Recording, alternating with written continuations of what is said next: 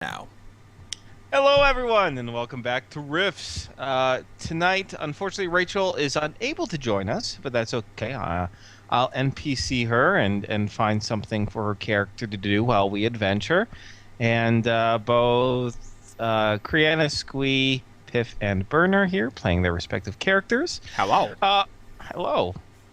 Hello. When we last left off, pretty much to summarize things as succinctly as possible, arriving at New Laszlo, the group, after getting settled in and doing a few little tiny side things like leaving a note to meet on a Thursday night in the park at night and come alone, that Al did. Um, they tracked down a individual who could perhaps open up a portal to the elemental realm of fire. They did find it by finding a very young, peculiar woman named Morin, who could only assist them if they found a proper guardian for her. She has some very powerful abilities and is currently working with the New Laszlo military, so her supervisor will not let her go until she feels that Morn is safe enough and that she can be retrieved if she wanders through different dimensions, pretty much, which she has done so in the past.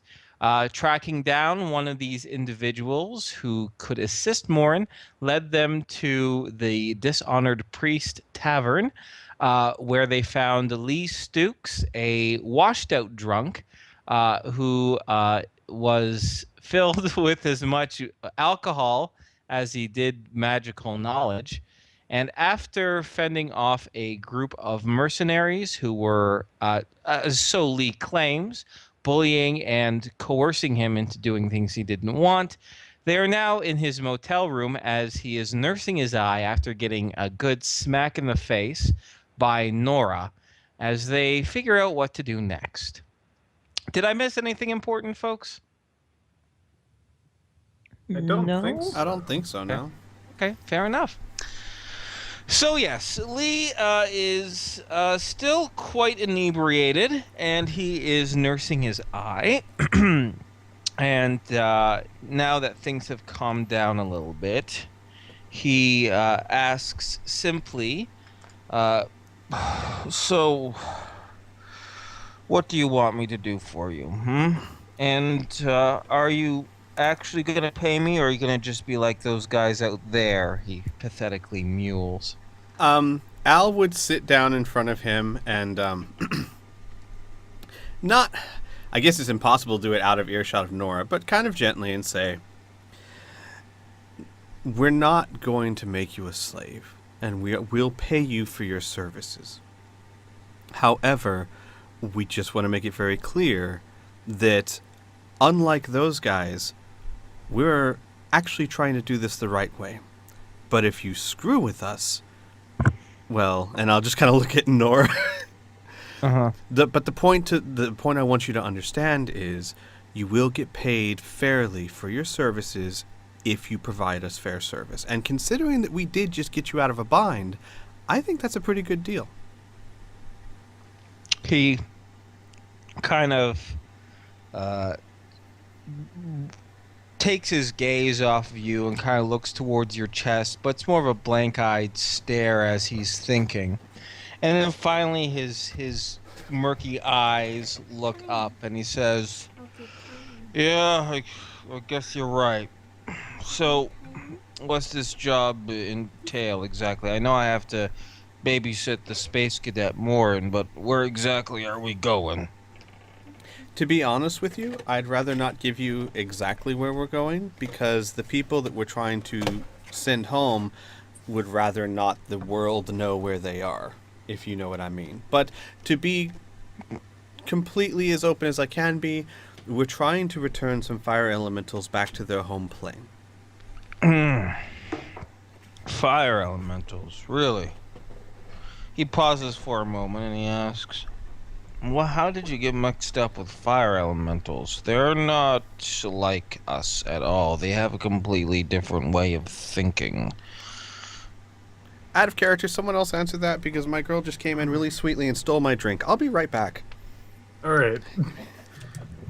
Well, seems that there's a more of a how would I even put this? I wouldn't call it a herder, more of a person who's taking care of them who is of this plane and not the fire plane. Oh, wait. What is he? Is he like a person? I believe He's a so. human. Oh, it's a warlock.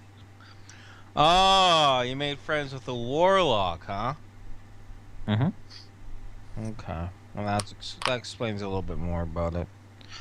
Okay, well, as long as you honor the deal, I'll help you out.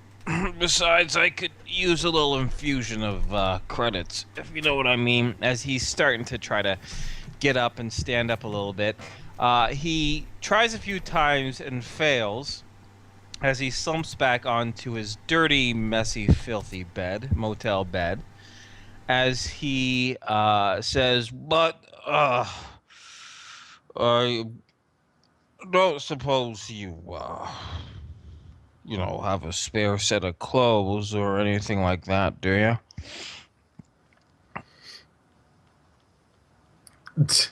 I don't I've think I have a spare set of clothes.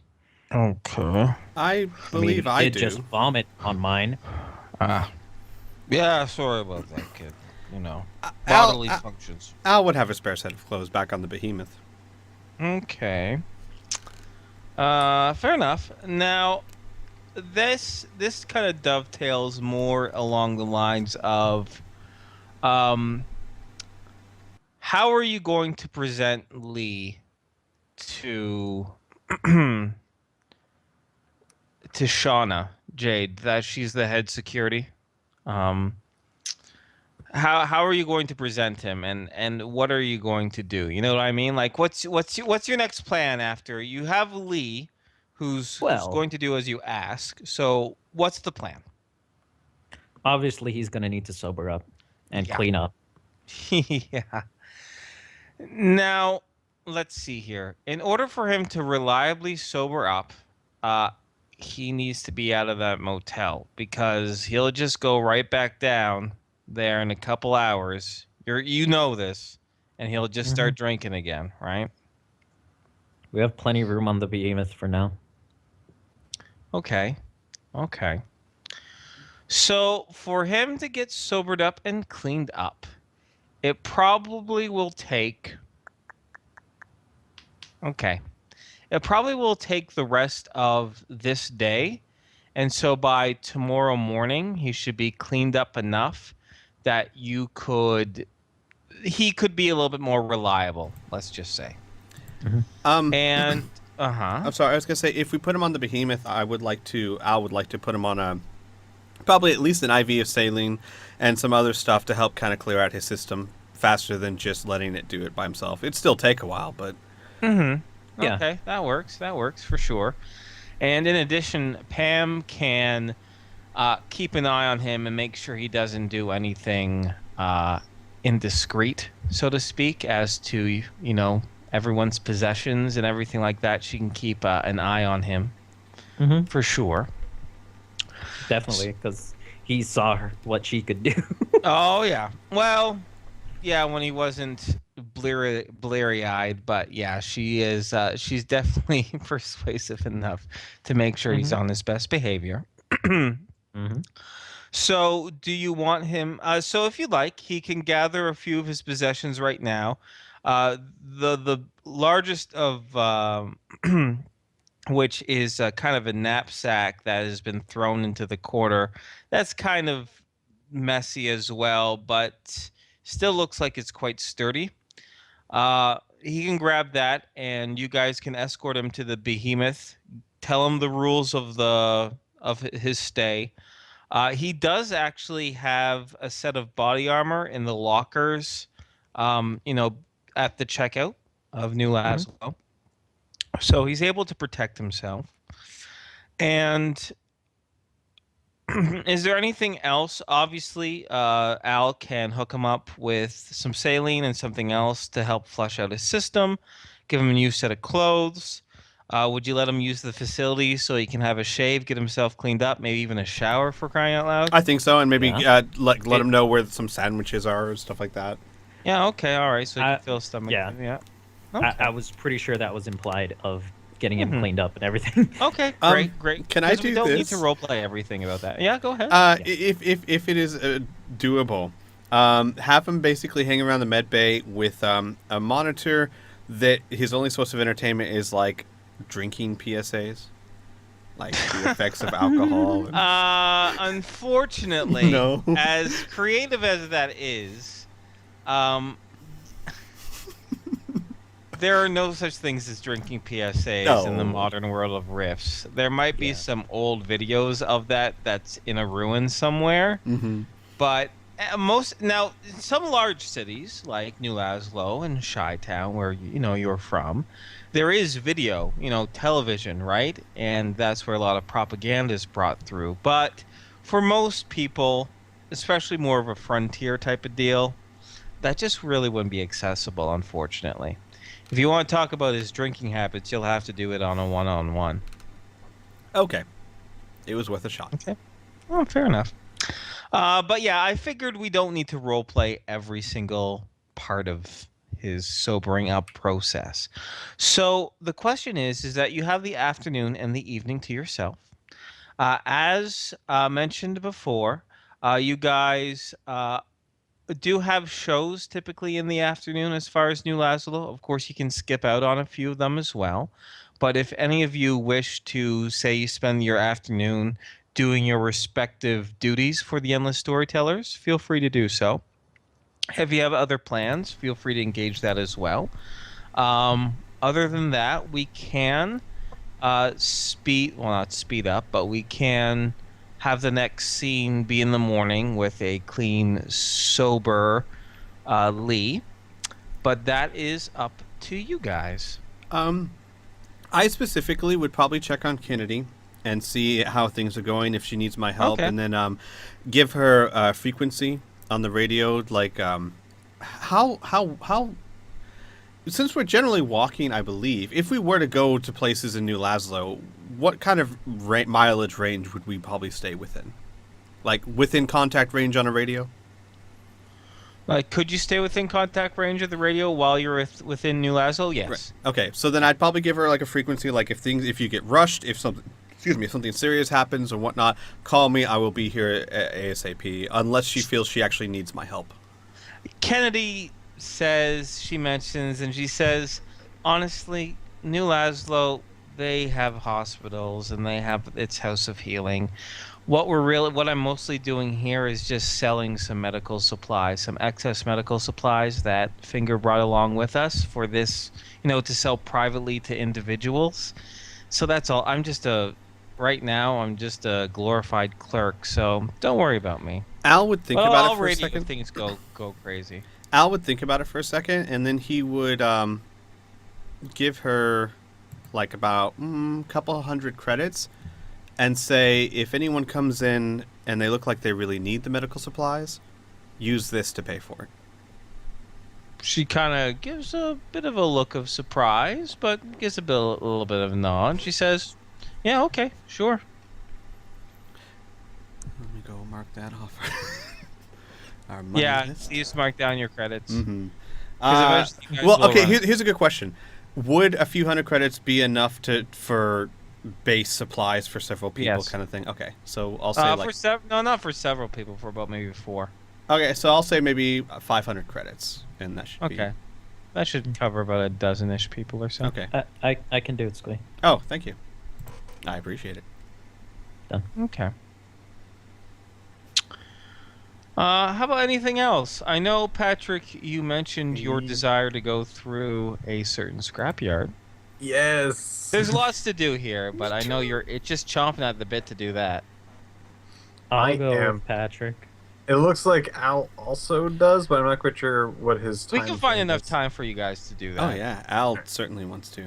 Al always has always had a love of hunting down pawn shops just to see what he can find. Not quite to Patrick's level, but Yeah, this Yeah. is more of a scrapyard. Actually, it is But- 100% a scrapyard. But I mean, what I mean is that kind of thing: pawn shops, garage sales, scrapyards, all those kind of things. This is also me channeling myself because you never know what you're going to find in a scrapyard. That is true. Oh man, that is very true, and especially this one because this one is quite large, actually, very large. So the deal is the way the scrapyard works is that there is a DB owner who is an orc, and now orcs and rifts are less like your stereotypical fantasy orcs, which are the green skins with the tusks and that whole thing. They're more swine-like in a way. They do kind of have like a piggy nose. They tend to be bulbous and large as well, right? But they tend to have pretty sharp teeth. But they tend to their pigmentation is more of like a tan or a beige or like a tan color, honestly. So just kind of keep that in mind when I say the word orc.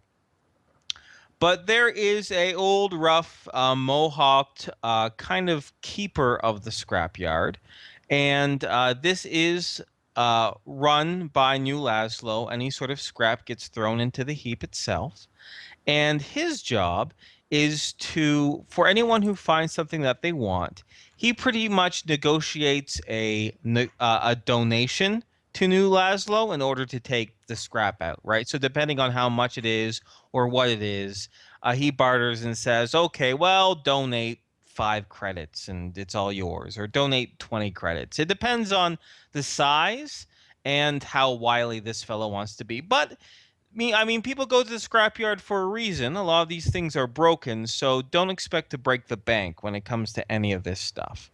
But no one can just go in and just leave without it for free. It requires a very small, minimal donation. So, but for bargain hunters, it's still very useful. Now, like a modern day scrapyard, this one is filled with hunks of metal, with a lot of vehicles.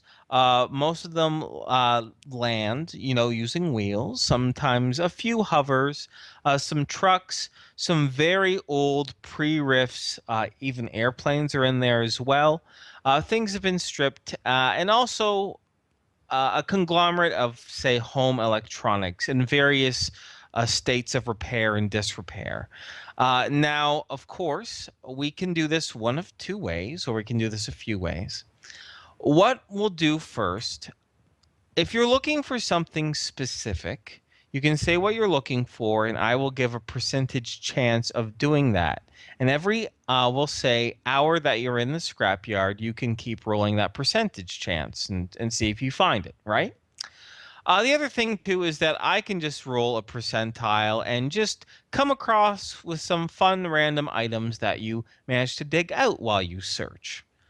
So which mode would you like to do? Because I know there is one thing that Piff is looking for specifically, but for the rest of you, or for whomever, we can definitely go the other route as well.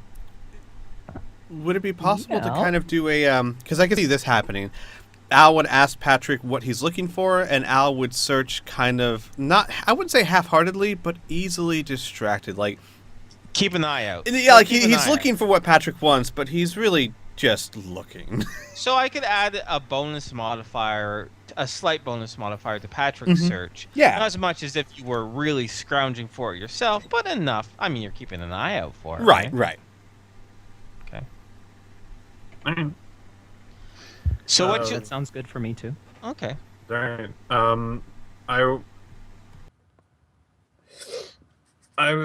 Let's see. What do I even bring it up? Yeah, sure. I'll bring it up. My character's eager enough. I was like, I'm really looking for like he's gonna pull out his camera, something like this, a digital camera, and if you can find if it's heavy enough. Like, if I'll hand the camera to each person, is like, if it's about this weight, if it has innards, bring it. Okay. All right. So digital camera. Okay. So what we'll do is that both Tom and Al are keeping an eye out. But Patrick you're searching for this specifically. Now, a camera is a relatively useful item in modern days, and as far as pre-riffs scrap, it's made of metal and electronics and wiring and whatnot, so it wouldn't deteriorate very quickly.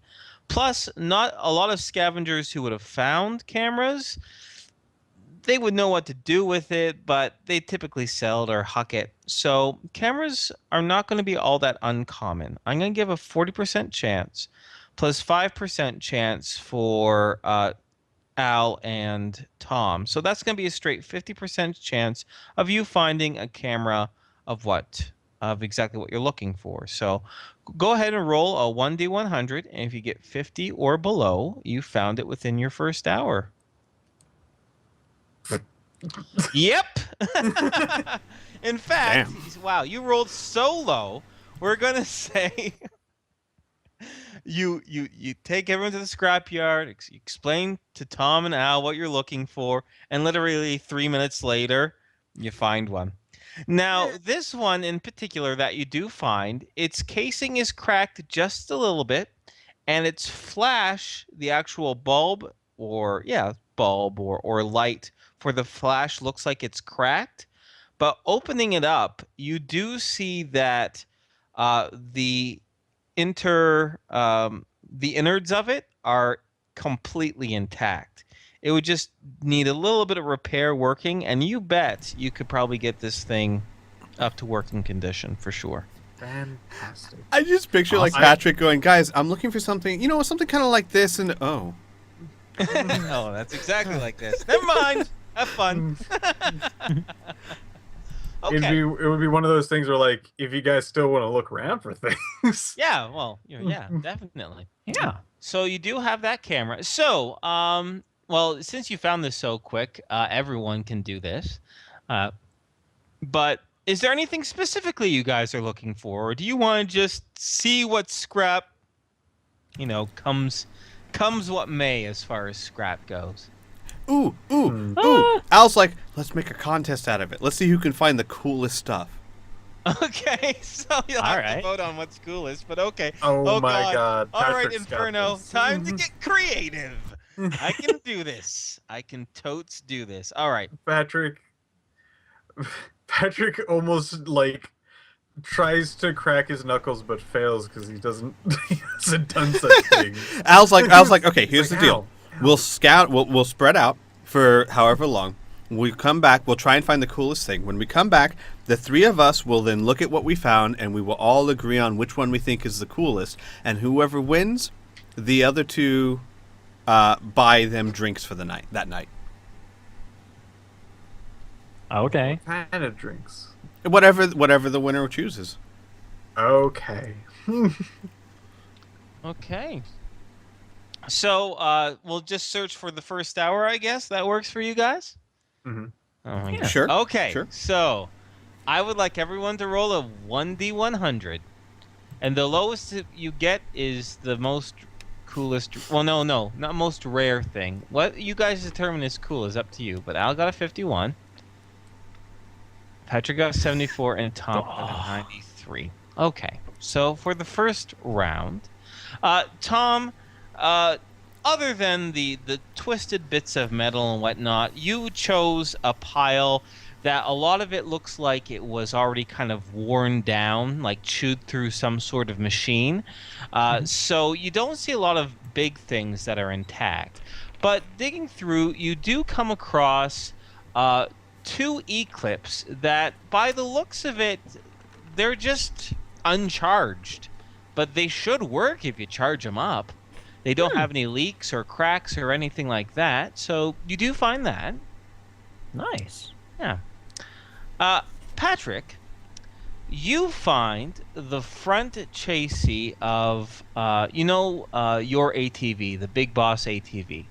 Mm-hmm. You came across a hood for one, but it looks like it was customized. This one is a bright red with flames going along the front of it as well. It looks like it was intricately painted, and done quite lovingly. And other than a few scratches on the paint, the hood itself is in really good condition. You don't know where the rest of the Big Boss ATV is, but you do have that sweet ass hood. Okay. Let's see, Al. Okay, Al. Mm-hmm. You come across an old pre-Rifts device. It looks like it looks like a set of binoculars. However, it's designed very strangely. First of all, it's made of this bright red plastic, and when you look through it, the viewfinder, you just see black. But inside of it, near the front, you see these little white discs with these strange carbon copy, images on it. And sure enough, when the disc goes through the front of these binoculars, I you used to can have see these. amazing images of landscapes far gone, like these weird pyramids made of sand, and this large triangular, building made out of metal and girders and things like that, aka the pyramids and the Eiffel Tower. Mm. But you come across and on the side of it, you push off some dust, and you see it says the word. What are they called? Viewfinders? I think. Oh, what? Yeah, what I are they think it's viewfinder. I used View- to have it's like lots viewfinders. of those. Oh, those were so cool. Yeah. You find that. Now you guys can go back to searching for another hour and seeing what everyone has, or you can go back together and compare and see your quote-unquote cool stuff. I want to keep searching. Okay. I do too. How many hours should we have as a group decision? How many hours are in this session? Mila and Pam are just waiting by the ship. We said they'd be back by 6 o'clock, and it's Thursday. Okay, Go climb a tree. you guys might want to decide that, because seriously, like, my character and me as a player would be happy just doing please this. Have a limit. Please have All a right. I'm 3 going to hours. say 3. Yeah. Yeah. Okay, If 3 it's- hours. Three's a good If it's a nighttime, it's 3 hours. Yeah. 3 is a great number. 3 is a fantastic number. Okay. All right, roll again then. Oh god, I can't believe I pulled that viewfinder out of my ass. Oh. Oh! Oh! Damn! Okay. All right. Well, I don't know how cool this is, but I'm going by rarity here, so this will be pretty cool. All right. Well, hopefully, we'll see. Ow. Mm-hmm. You come across not a whole lot, unfortunately. The pile that you have scurried over to looks like it was made of a bunch of plastic junk, and a lot of them are husks of like casings of old stuff, like old DVD players and computer cases and really mundane stuff like that. However, in the pile itself, you do see this plastic thing. It looks like the hilt of a sword, but it's smooth and it's silver, and it's actually made of a good quality metal, not a plastic. And on the side of it, it has this weird slogan on it that says Star Wars, and underneath of it, it says lightsaber. And you kind of click a button at the front there, and a little blue light starts to sputter from the hilt and then go dead. And you shake it around a little bit, and you can hear something inside of it. And sure enough, you figure out, you twist it out, and you see this old D-cell battery that comes out of it. So, that's your find. This would actually be something kind of cool to give to Mila if I can get it working. Sure. Okay, I'll keep it. Okay. Tom, Yes. just give the GM is loading. It's fine. It's fine. Let's see here. Ah, okay. I'm trying to find something that, like, also your characters might have some sort of interest in. But you actually go to an area where you start to see like motorcycle wheels and old chassis and stuff like that for motorcycles. So you start poking around there, and sure enough, you do come across these really nice custom handlebars. This custom handlebar set for a bike that is if it's not like yours, it's very, very similar in its pre-rest design. And what's really nice is that the quality of the metal of this, it is a wonderful shiny chrome that it doesn't look that it hasn't been touched by rust or scratched or scraped or anything like that. The previous owner must have took very, very good care of it, and it was just cast to the wayside when perhaps he sold his bike or maybe he got a new set of handlebars. But pretty much these ones are very, very nice, and they have an intricate. If you look really, really close in it as well, you can kind of see a small pattern of skulls kind of just inlaid deep within the chrome that kind of just shine off. You can really see them when they were reflected in the setting sun. So, yeah.